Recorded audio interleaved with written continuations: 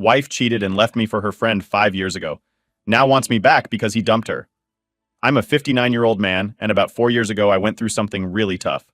My wife Evelyn, who was 49 at the time, and I ended up getting a divorce. We had been married for 12 years and had two amazing children together, who are now 14 and 11 years old. Evelyn was actually my second wife. My first marriage was to my high school sweetheart, the first love of my life. We had a beautiful bond, but tragically she passed away in an accident. We didn't have any kids, which made it even harder because it felt like I lost my entire world with her. After she died, I was completely lost. I was in my early 40s and suddenly found myself without a clue about what to do with my life. I was drowning in my grief, and I turned to drinking and some other destructive behaviors just to cope with the pain. Now, as I step into my 60s, I'm trying to look at things with a sense of gratitude and grace. Despite the tough times and the dark patches, I've somehow managed to keep going. I run a modest real estate business, which helps keep me grounded and provides a structure to my days. Life has definitely thrown its fair share of challenges at me, but I'm learning to navigate through them with a bit more wisdom and a lot of reflection. Looking back, my love life has indeed been filled with more downs than ups, but each experience has taught me something important. Even though I've faced heartbreaking losses and the deep betrayal of a broken marriage, these experiences have shaped who I am today. I'm now focusing on living my life with a bit more purpose and a lot more hope. Then I met Mila at a bar. She was there with a college friend, both of them nursing their own heartbreaks, and somehow we just clicked. I won't sugarcoat it. I was in a pretty bad place myself, still feeling the sting from my past, and really just needed someone to lean on. I became emotionally attached to Mila pretty quickly. After about a year of dating, she was the one who brought up marriage. Honestly, I can't even say if I was truly ready to get married again. But Mila was looking for commitment, and I didn't want to lose her, so I went along with it without overthinking. Mila was in her early 30s at that time and was very clear about wanting to settle down. She had recently ended things with her friend. They had a sort of friends with benefits arrangement. She developed feelings for him, but the feelings weren't mutual. After years of that going nowhere physical relationship, she was ready to move on for good. So when Mila told me it was either marriage or nothing, I just couldn't risk losing someone again. I agreed to the marriage, hoping that this time things would turn out better. So we had a small wedding ceremony, just us and a few close people. At that time, getting married felt like the right thing to do. Maybe it sounds silly, but I don't actually regret it. With Evelyn, life was pretty good for a while. We traveled a bunch before we had kids, and even after they were born, we managed to keep things stable for 12 years. But then, everything changed when an old friend of hers, someone she had been involved with before, came back into her life. Evelyn ended up leaving me for him, and we got divorced. I got custody of our kids, and since then, I've pretty much built my life around them. The reason I'm sharing all this now is that, out of the blue, Evelyn showed up last week wanting to be part of our lives again. When I opened the door and saw her there, I hardly recognized her at first. She looked worn out, really pale and sad, with red puffy eyes like she hadn't slept in days. She completely broke down when she saw me, clutching a letter and looking like something terrible had happened. It turns out it had. As soon as I opened the door, she threw her arms around me and started crying. I was taken aback and worried, so I asked her if she was okay. Between sobs, she kept saying sorry for leaving me. It was just the two of us at home since the kids were away at summer camp. After a while, she managed to calm down enough to explain what had happened. Her affair partner, the man she had left me for, had suddenly left her and gone back to his native country in the south of Europe. He left her nothing but a note that read, "I'm sorry, I can't marry you. I have a wife and children at home." It was a shock. This man had been leading a double life, taking advantage of Evelyn's feelings all this time. He kept her waiting for 4 years, never married her, and then just abandoned her. I didn't know how to feel about all this. Part of me felt a strange relief that he was gone, but seeing Evelyn so devastated made me sad for her, despite everything. It's a complicated mix of emotions to sort through. Karma seemed to have its say in the matter, but I didn't throw any hurtful words at her.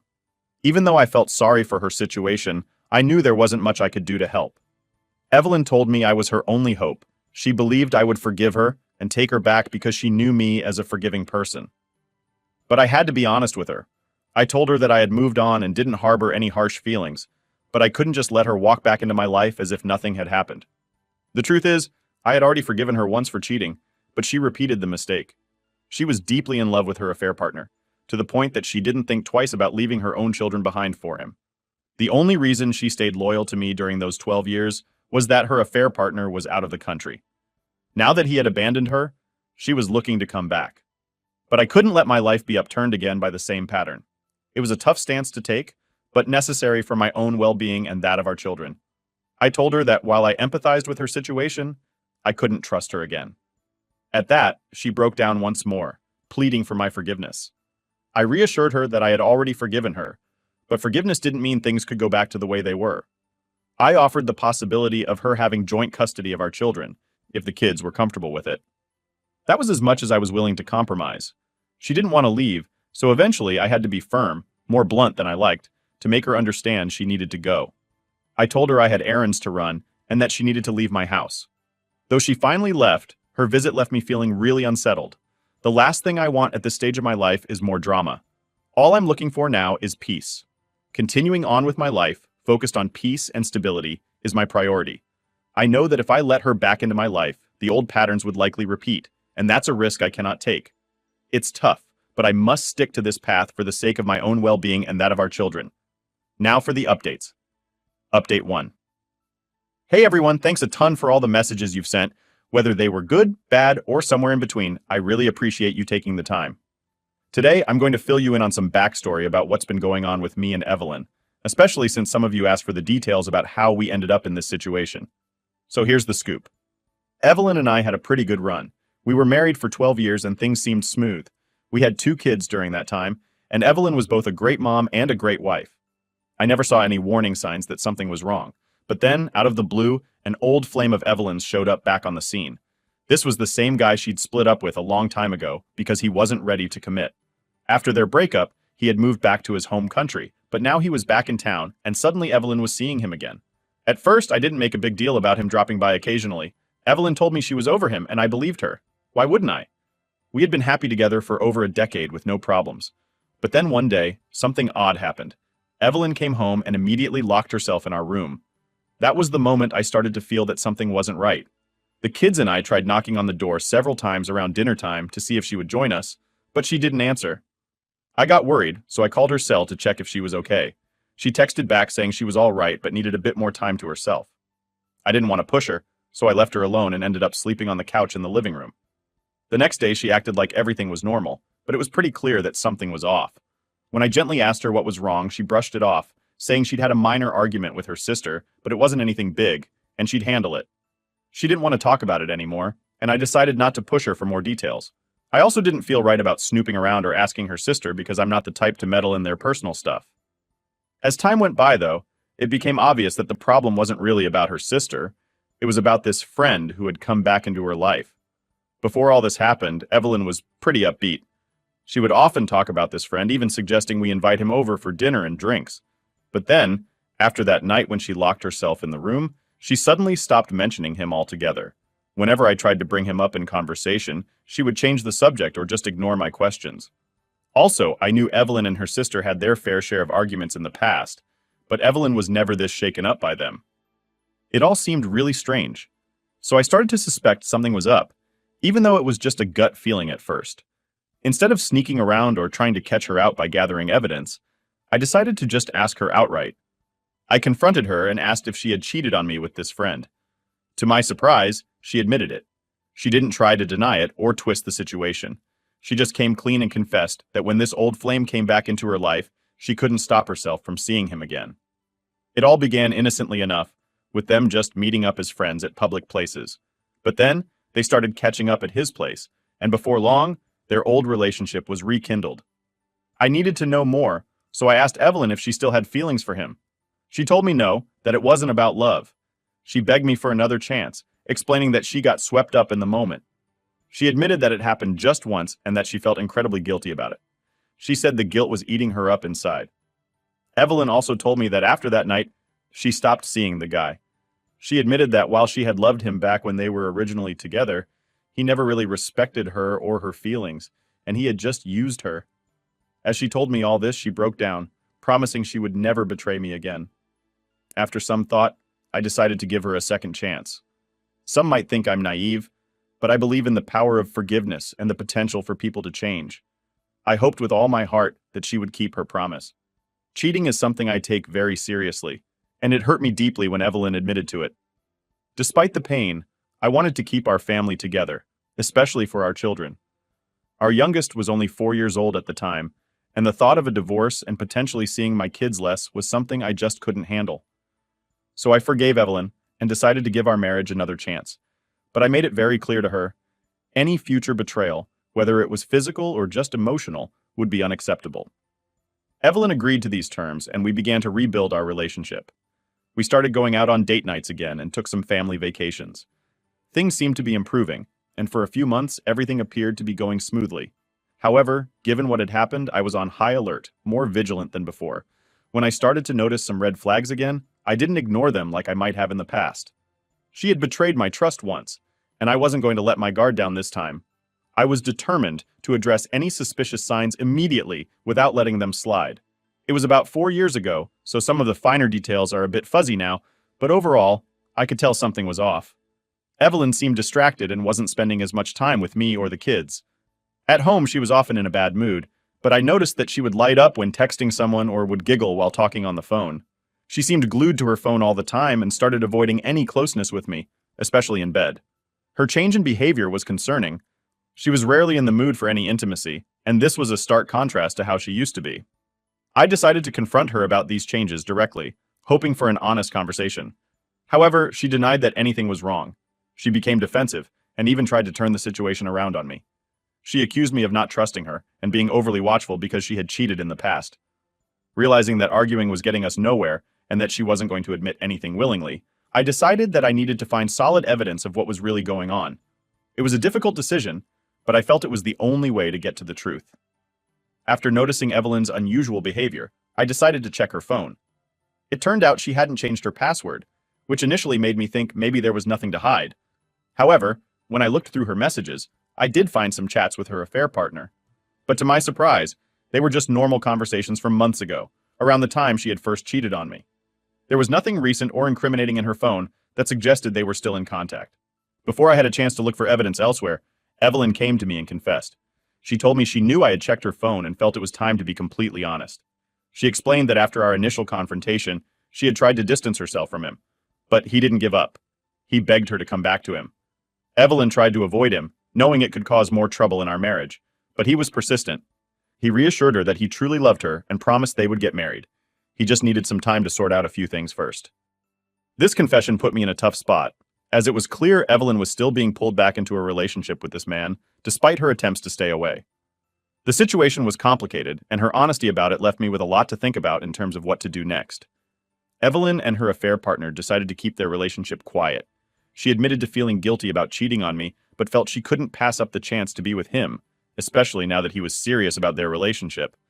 It became clear to me that she never truly stopped loving him.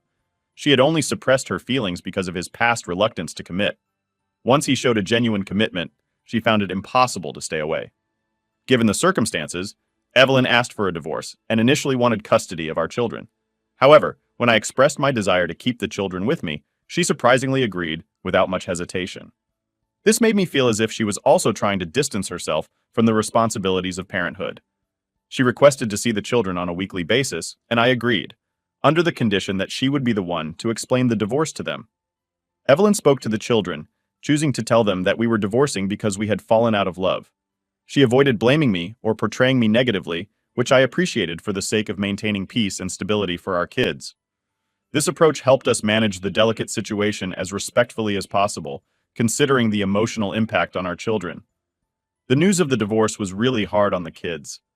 There were a lot of tears, and they pleaded with us to try and make things work again. Hearing their cries and seeing their distress made me feel resentful towards Evelyn for putting us in this situation. But as time passed, I came to the realization that even if Evelyn changed her mind about the divorce, too much had happened for me to simply forgive and forget. Moving forward with the divorce seemed like the best choice for everyone involved. I made a promise to my children that I would continue to be a good father to them. They didn't doubt this, as I had always been actively involved in their lives, not just a parent who was around, but one who was truly present. Stepping into the role of a full-time single parent wasn't hard for me, given my previous involvement, but despite our efforts, the kids still missed their mom. Thankfully, we managed to settle the divorce amicably. I was deeply hurt by everything that had happened, but I didn't hold a grudge against Evelyn. Some might call it cowardice, Others might say it was maturity. Perhaps it was a bit of both, influenced by my experiences and age. But ultimately, I let her go because it was the necessary thing to do, not just for my own peace, but for our children's well-being too. The months following the divorce were particularly challenging, especially for the younger child. I did my best to lift their spirits, taking them on multiple vacations, trips, picnics, and engaging them in various activities to keep them happy and distracted from the upheaval in our family life. During this time, Evelyn continued to visit the children weekly, but eventually she moved to Alabama with her affair partner. By that point, both the children and I had begun to move on from the initial shock and pain of the divorce. Over the last 4 years, the children have grown into kind, resilient, and emotionally strong individuals. Initially, after Evelyn moved, the children would cling to her during her calls and clearly showed their resentment towards her. However, as time passed, they grew more forgiving and understanding, eventually reaching a point where they could interact with her cordially. Recently, when the children returned from their summer camp and learned about their mother's situation, her being abandoned by her affair partner, they didn't express much sympathy. They felt that she had made her choices and now had to live with the consequences. This response from them wasn't out of coldness, but rather a reflection of their growth and maturity, recognizing that each person is responsible for their actions and their impacts. When I discussed the idea of joint custody with the children, they were strongly against it. They expressed a real fear that if they went to live with Evelyn, she might abandon them again if her affair partner came back into the picture. Their reaction was rooted in the instability they had already experienced, and they didn't want to face the possibility of going through that pain again. I took the time to calm them down and reassured them that nothing would be decided without their full agreement. I wanted them to feel secure and heard, emphasizing that the ultimate decision lay with them. They made it clear they didn't want to leave my side, believing that their mom might repeat her past actions if given the opportunity. This situation was difficult, but it underscored the importance of listening to and respecting the feelings and wishes of my children in these complicated family dynamics. Their sense of security with me and their concerns about potentially unstable situations were my top priorities in navigating our new family arrangement. Update 2. Dealing with Evelyn has definitely taught me the importance of having a thick skin. Some people have commented calling me names. I'm not sure what to make of all the labels, but yes, I am certainly from an older generation. I'm 59 years old, and from my perspective, we don't chase after someone relentlessly or try to force love. If someone decides they don't love us anymore, we let them go with dignity. That said, letting go doesn't mean letting someone walk all over us. There's a balance to maintain, and it's important to stand up for oneself without harboring negative feelings. I appreciate all the comments, even the critical ones, but I wanted to explain things from the perspective of someone who might be considered old school. Recently, Evelyn came to visit again while the kids were home from school. They were quite shocked to see her, which caused a bit of an initial uproar. I reminded them to stay polite and respectful. They managed to talk with her for a bit, but soon excused themselves and went back to their rooms. It's a challenging situation, but we're managing it as best we can, always trying to maintain respect and decorum, even under stress. When Evelyn asked me about the possibility of getting back together, I was clear with her. Reconciliation was definitely not an option for us. I also informed her that the children were not interested in living with her, although I mentioned that she was welcome to try and convince them otherwise if she felt strongly about it. Honestly, I suspect that she doesn't truly want to take on the responsibility of having the children with her full time. She confirmed my suspicions somewhat when she admitted that she couldn't afford to have the children stay with her. Evelyn explained that she was currently living on a friend's couch and that her housing situation was unstable. Her friend could ask her to leave at any moment. I was aware that her financial situation wasn't great, but I hadn't realized just how dire things had become. Before we were married, Evelyn worked as a receptionist, but she left her job shortly after our marriage. I had done my best to provide a good life for her during our time together. This latest conversation just reaffirmed the complex layers of our current circumstances, highlighting both the practical and emotional challenges we face as we navigate this new phase of our lives separately. During the divorce, Evelyn was compensated fairly, receiving a decent amount of money as part of the settlement. Curious about how she managed her finances, I asked her what she did with that money. She told me that she had given it to her former partner to help him with his business. Moreover, she had taken on 2 jobs to support their household in Alabama, showing her commitment to their life together. Unfortunately, despite her sacrifices, the affair partner left her and took all of their savings with him, leaving her with only the money she had wisely kept hidden from him. She used this hidden stash to pay for her travel back home and had been surviving on it since then. Seeing her struggle, I offered to lend her money to rent a condo and help her get her life back on track, but she declined. She explained that her decisions were driven by her search for love, not money. She emphasized that if money had been her priority, she would have never left the stable life she had with me to be with someone who was financially unstable. This response highlighted the complexities of her motivations and the difficulties she faced in her pursuit of happiness, which unfortunately led to more hardship than fulfillment. Evelyn expressed a desire to live with us again, as if we could be a family like before, but that simply wasn't feasible.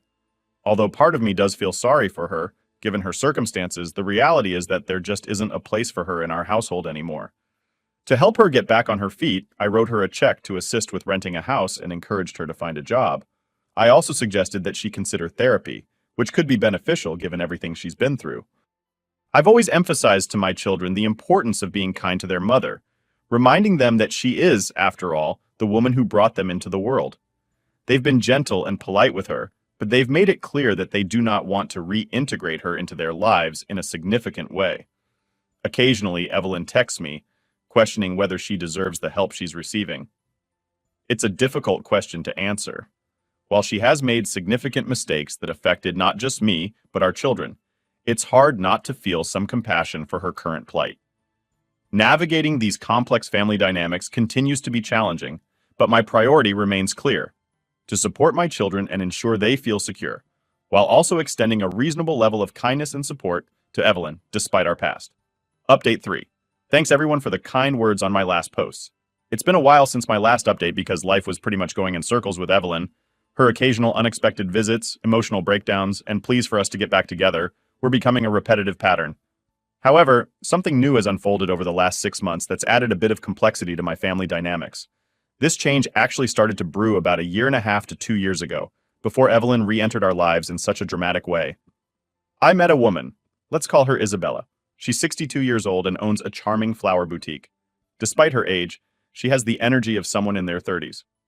We started off as just friends, but after spending a year getting to know her, I found myself really enjoying her company. I now spend many of my evenings and weekends at her shop, helping her with various tasks. What I really admire about Isabella is how she handles everything with such independence and grace. This developing relationship with Isabella has brought some new perspectives and positivity into my life, contrasting significantly with the ongoing struggles and emotional turmoil associated with Evelyn. It's refreshing to engage with someone who is so capable and lively, and it's clear that this new connection is becoming an important part of my life. Isabella has had her own share of challenges. She lost her husband early on and took on the responsibility of raising 3 kids all by herself. Now that her children are grown and have moved out, her flower boutique not only serves as a source of income, but also as a passion that fills her days. Being around her, I feel a renewed sense of vitality and purpose. I haven't brought up Isabella in this thread or mentioned her to Evelyn, mainly because I don't want it to seem like my reluctance to reconcile with Evelyn is due to my relationship with Isabella. The truth is, my connection with Isabella isn't about replacing Evelyn or moving towards another marriage. It's really about companionship. 2 people in their 60s, appreciating what life has to offer at this stage, without the desire for drama or deep commitments. My children are aware of Isabella, and they're genuinely happy that I have someone with whom I can share my thoughts and feelings. They appreciate seeing me upbeat and engaged in life again. My oldest child is graduating high school this year, and the younger one will soon be off to high school or college. As they're moving towards more independent phases of their lives, it's comforting to have someone like Isabella to spend time with. It's a simple, joyful companionship that enriches my life, allowing me to enjoy these later years with someone who understands the value of peace and happiness. Having Isabella as a friend to share thoughts with has indeed been invaluable. As we age, finding companions who understand and share in our experiences can make a significant difference in our well-being. I've been open with Isabella about Evelyn's visits, and she has responded with nothing but empathy and support, which I greatly appreciate. However, this situation took an uncomfortable turn recently. Evelyn saw me at Isabella's shop one evening. I didn't notice her at first, but her presence became apparent when I saw her observing us. It seems she had been following my routine because she had also noticed that I was spending my evenings at Isabella's place, sometimes even staying overnight. On one occasion, as I was leaving Isabella's shop, Evelyn confronted me quite aggressively, asking if Isabella was the reason I wasn't returning to her. I was taken aback by her accusation. It was painful to hear her suggest that my friendship with Isabella was in any way comparable to her past actions. I tried to calm the situation, but Evelyn crossed several boundaries with her words, and I felt compelled to stand up for myself. She had cheated on me twice and had walked away from her responsibilities as a mother, yet she was questioning my integrity based on a simple, honest friendship. In the heat of the moment, she even insulted Isabella. In contrast to the chaos and hurt caused by Evelyn's actions, my relationship with Isabella is straightforward and honest. There's no deceit involved. Yet Evelyn seemed unable to see the difference, which only highlighted the vast disparity in our values and current life paths. This confrontation was a stark reminder of why maintaining distance from Evelyn was necessary for preserving my peace and happiness. I reached my limit with Evelyn after that confrontation. In a moment of frustration, I told her I never wanted to see her again, calling out her selfish behavior over the years. She just laughed it off, but what happened next was far from funny. A few days later, Isabella's flower shop was vandalized. Someone left a note that simply read, "Leave him." It wasn't hard to figure out who might be responsible, especially given Evelyn's recent behavior. Unfortunately, there were no cameras at Isabella's shop to capture the incident, but I was adamant that we couldn't just let this slide. I encouraged Isabella to file a police complaint against Evelyn based on what had happened. Isabella was naturally hesitant about getting involved in a legal battle, but I felt it was necessary to stand firm. I decided to confront Evelyn myself. I called her over, and in front of our children, I laid out everything. I made it clear how serious I was by threatening legal action if she continued to cause trouble for us or for Isabella. It was not something I wanted to do in front of the kids, but Evelyn had already tried to manipulate the situation by blaming me for our failed marriage in front of them.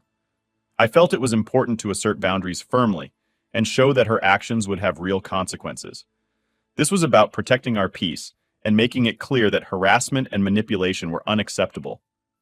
The confrontation with Evelyn was intense, but it solidified the children's support for me, allowing them to express their long-suppressed feelings about the situation. They were well aware of the impact Evelyn's actions had on their childhood and were frustrated to see her playing the victim and blaming me for our broken marriage. Since that day, about a month ago, Evelyn hasn't shown up again, which has brought some much-needed peace. In the aftermath, I apologized to Isabella for the trouble caused by Evelyn's actions and helped her get her shop back in order. This experience brought Isabella and me even closer, reinforcing the bond we share based on mutual respect and support. The children, seeing how well Isabella and I get along, have playfully suggested that I should marry her before they head off to college. However, both Isabella and I are on the same page about not wanting to marry again. We have a loving relationship but have chosen not to express those deeper feelings formally or change our current dynamics. We both value our independence and the simple happiness we find in each other's company without the formalities of marriage. I'm content with where life has brought me. Being a father to my 2 children and a supportive partner to Isabella is fulfilling. It's a life that feels right, without the complications of marriage, and I cherish the simplicity and joy it brings.